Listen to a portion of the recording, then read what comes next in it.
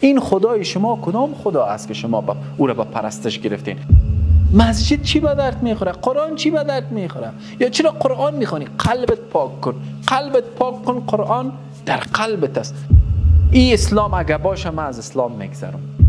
چی اسلام را دوست دارن؟ اسلامی که با اونا در کنسرت و رقص و پایکوبی یک جا باشه. کل وجودت لخت اوریان در جلو کامera آشکار میشه که خدای من خدای مهربانی است. با کجا میرین؟ با کجا فرار میکنین؟ و ما بک من الله من واق. شما با کدام خدا و کدام دین باور دارین؟ این خدایی که شما میپرستین این کدام خدا است؟ این دینی که شما از اون مطابقت و پیروی میکنین این کدام دین است؟ دین ملعبه خود ساختین. از خدا یک موجوده که مطابق به اهوا و هوس‌های شما، خواهشات نفسانی شما عمل میکنه.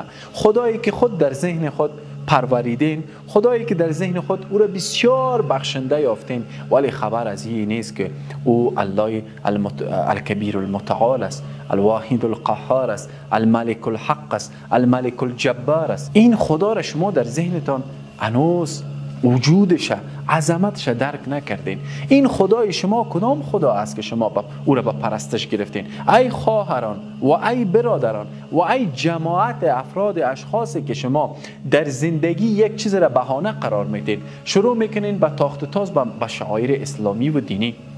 زیاد انسانیت و شرافتتان برای خما نکشین. یک روز در صفحه رخنامه تان اشک تمسا میریزین، به فردا کنسرت های شما شرق و غرب عالم در بر میگیره. این کدام خدا است که از کدام مهربانی شما صحبت میکنین؟ شما در حول کدام کلمه و واژه جمع شدین؟ این انسانیتی که شما از او تعریف دارین آیا به خاطر جمع کردن پولهای جیب شما است؟ آیا میخوان خزانه های بانکی خدا مملو پر بسازین؟ امروز لعن و نفرین میکنین، حتی مسائل شرعی و دینی را متاسفانه لعن نفرین میکنین. میگن از خدایی که این حکم صادر کرده است ما بیزار هستیم. این اوج جهالت و جسارت به وجود با عظمت اللهی است که زمین و آسمان با دستان بلا کیف خود خلق کرده است. به بهترین فرزند آدم رسول الله صلی الله علیه و آله متعال میگه به ایشان بگو قل انی اخاف ان عصیت ربی عذاب یوم عظیم. ای پیامبر بگو که اگر من نیز از فرمان الله متعال سر باز بزنم، اگر نافرمانی الله متعال بکنم، من از عذاب روز دردناکی که بر من میرسه در دنیا یا در آخرت از او میترسم.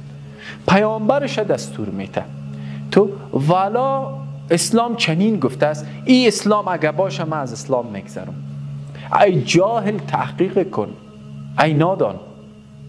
اسلام کسان افراد اشخاصی که بگذارم که واضح تر صحبت کنم، افراد اشخاصی که خدا را خواهشات نفسانی خدا به عنوان الله و به عنوان خدا گرفتن. مشرکین به عنوان الهه گرفته بودن، امروز خواهشات نفسانی خدا آمدن در قالب الله، ذهنیت خودشان از وجود ذات با عظمت دارن، آمدن خواهشات نفسانی خود دور ریختن. ولانی الله متعال ذات مهربانه است، نیاز نداره به نماز. ات ذات مهربانه است، توی که میری به جماعت صد فساد میکنی، الله متعال ذات بی نیاز است، به این نماز تو هیچ چی نداره، به این نماز تو نیاز نداره. الله مهربان اون یکی خنده میکنه صفات. ما عیف میکنم اونا رو ببرم. یک آدمی که کل عمرت فکر که سالیان آخری زندگیت خواد بود، با گمان من مرگ زندگی بعد از الله متعال است.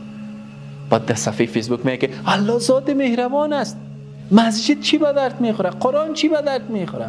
یا چرا قرآن میخوانی؟ قلبت پاک کن، قلبت پاک کن. قرآن در قلبت است. حرفای کاذبانی که دو پشیز ارزش نداره. الله متعال میگه کتاب به خاطر راهنمود بشر است، تو میگی قلبت پاک کن. الله متعال میگه واقیم الصلاه للذکر، تو میگی نماز مهم نیست. کسانی که نماز خواندن وطن چنین کردن، وطن چه ارتباطی داره؟ چرا به دنبال بهانه میگردی؟ این صحبت ما با اون سری از افراد نیست که اونا را رای سعادت گم کردن، به شقاوت گام گذاشتن. افرأیت من اتخذ الهه هوا، آیا دیدی اون کسی را که خواهشات نفسانی خود معبود خود گرفته است؟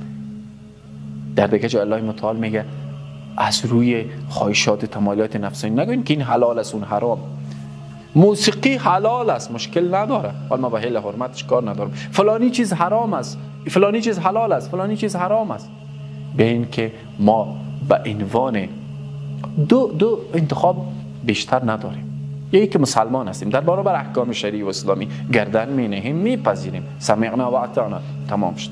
سوم که احزاب الله متعال مهربانی میکنه که با فرد هیچ زن مسلمان و مرد مسلمان شایسته نیست که الله پیامبرش به چیز اونا رو دستور بده، اونا راه سیومی انتخاب کنن و غیر از راه الله و پیامبرش راه دیگه انتخاب کنن. یا این است، یا ای که مثل اونمو بنده خدا تیک تاکره که گفت والا ما که میبینم اگه اسلام اینمی اسلام باشه اصلا هیچ صحبتش جهت نداشت، ارتباط هم نداشت. اسلام میگه والا اگه می اسلام باشه که تو ظلم میشه. بدبخت نماز خواندن ظلم است، بدبخت روزه گرفتن ظلم است، زکات اموال ظلم است، دادن زکات به فقرا ظلم است. میگه مرا تیر از این اسلام. چی اسلام را دوست دارن؟ اسلامی که با اونا در کنسرت و رقص و پایکوبی یک جا باشه، اسلامی که اونا را با شراب خوردن نه اشکال نداره، اسلام است. با زنا نه اشکال نداره، اسلام است. ارتباطات نه اشکال نداره، اسلام است. هر قسم خود شیک کو، شکل شمایل تجور کو، دیریشی بپوش، پتلون منظم بپوش، ریش تشریف کو، قد قواره تجور کو. میگه اینمی آدم بسیار آدم فهمیده است. و قد دخلوا بالکفر و هم قد خرجوا به. اون در کفر داخل شده پس بیرون هم شده. بارها از دایره اسلام دین بیرون شده. صفات تیک تاک نمیفهم چی یک وضعیت است.